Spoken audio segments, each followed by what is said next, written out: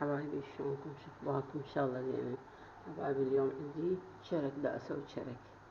هاي المقادير عندكم. هنا كيس بيكنج باودر، كيس فانيلا، هنا رشة ملح يعني برأس الخاشودين، هنا نص كوب شكر، هنا زيت، اي زيت عندك، هذا الكوب او كذا حسب الكمية اللي تسويها.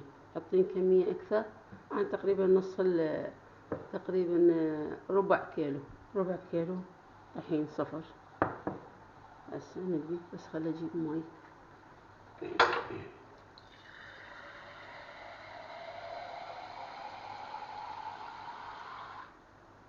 نحتاج مي.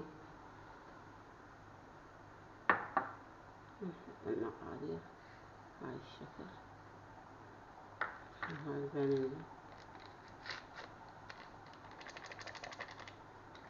هنا البيكنج باودر،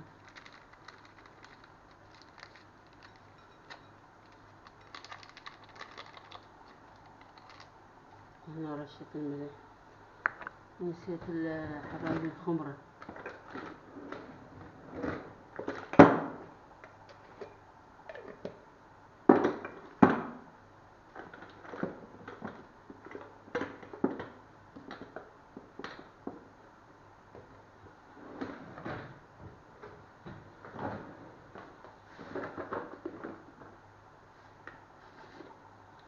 هنا عندنا الخمرة، خاشوقتين مع شاي حبايبي او الزيدية، خاشوقتين كلش كافي.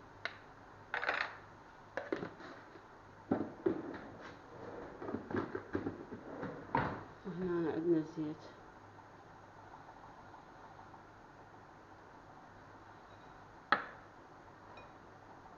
ومي حسب العجن مالتك.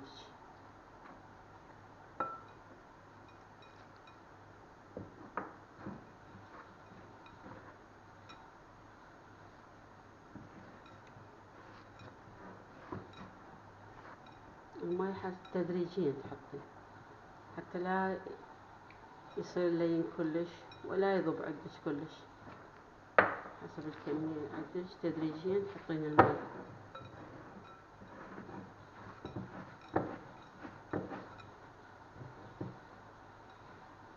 شوفوا في هيج حالة احنا نحتاج مي.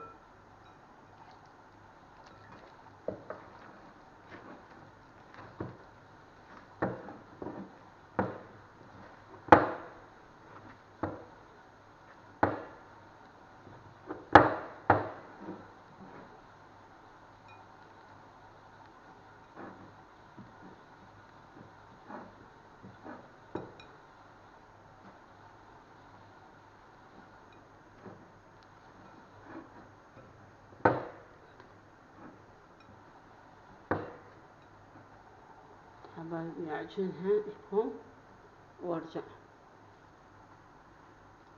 انا عجنته كملته، خليته هسه ساعة ونص لحد ما يختمر، وارجع لكم ان شاء الله نكمل الشرك. حبايبي ورا ما كورتهن، هسه كورتهن، هسه نشتغل عليها.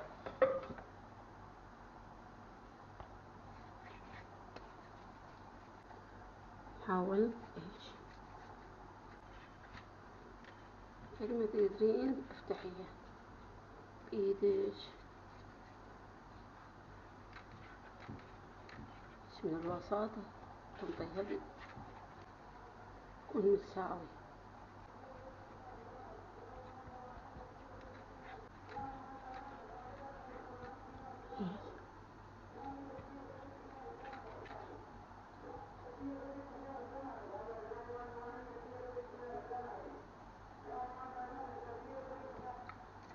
جيب السكينة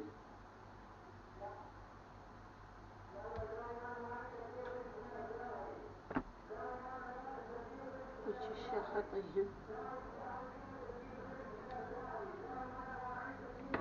بهالشكل، وتخليهم هذي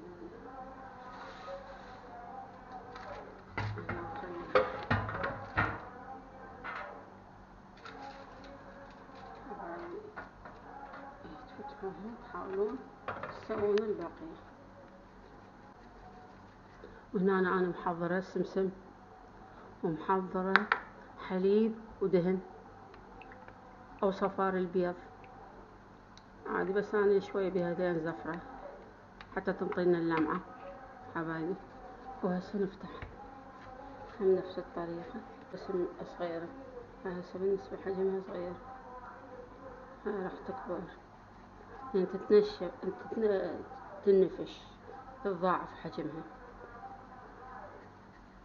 حبايبي. هاي كملهن وارجع لكم. هنا تضاعف حجمها. هسه ابدي اكور العجينة وارجع لكم. سويت اشكال حبايب، كملت الاشكال. خليها بالفرن، بس خليها اريحها 3 ساعة حد ما يتضاعف حجمها. خليها بالفرن حد ما يحمى عندنا الفرن، وان شاء الله نكمل حبايبي. خلينا نشوف. هسه خليته بالفرن.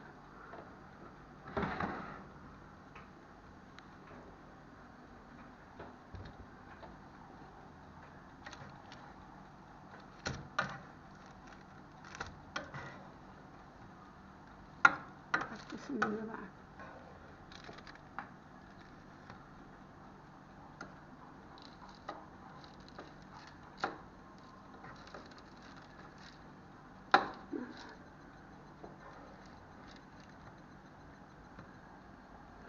لازم نخلي الفوق بس، لا هذا جو الفوق، خلينا على الفوق.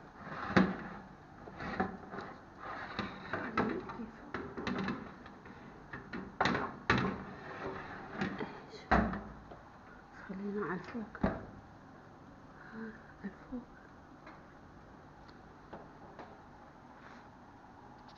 هاي الشكل النهائي للشرك مالي. سلامكم بالعافية، ولا تنسون الاشتراك واللايك وتعليق حلو.